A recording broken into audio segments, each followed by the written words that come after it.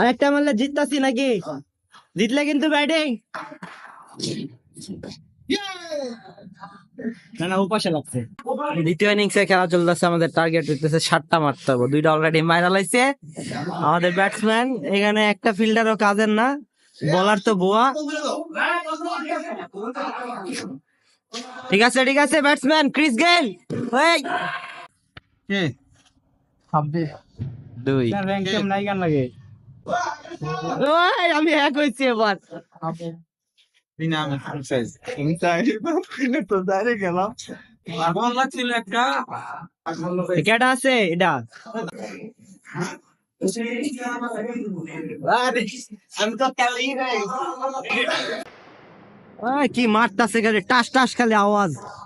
একটা ফিল্ডারও কামেন না এগুলা।